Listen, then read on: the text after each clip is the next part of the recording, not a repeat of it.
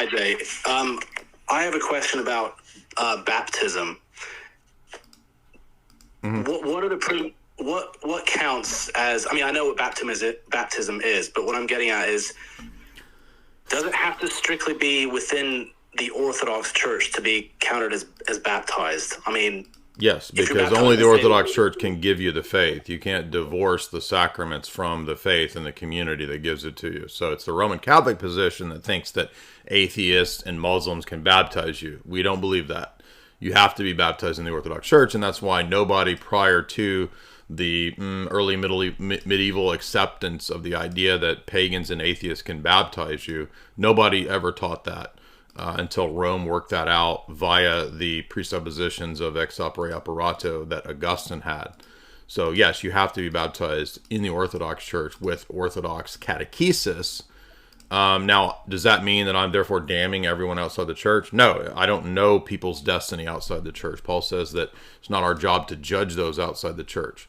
But I know that for you to have correct Orthodox baptism, it's in the Orthodox Church. That I do know.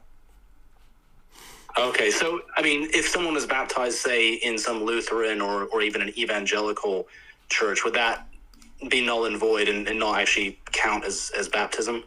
Well, the church can determine that maybe you were baptized in the correct form, in the correct words, and in the correct ritual.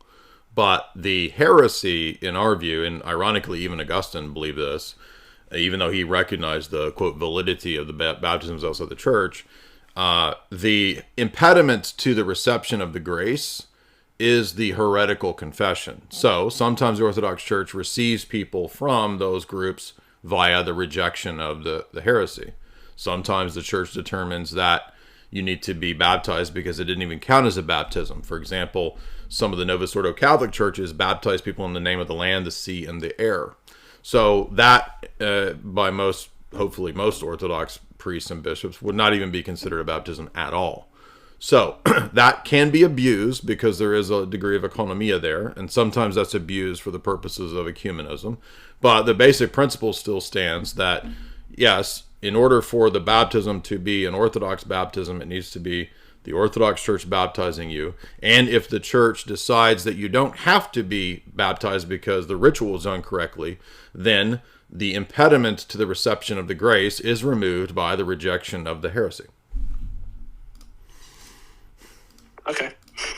All right. Thanks, Jay. Yeah, great question. Yeah, we get that question all the time. Let's see. We got a bunch of people here. Let's see.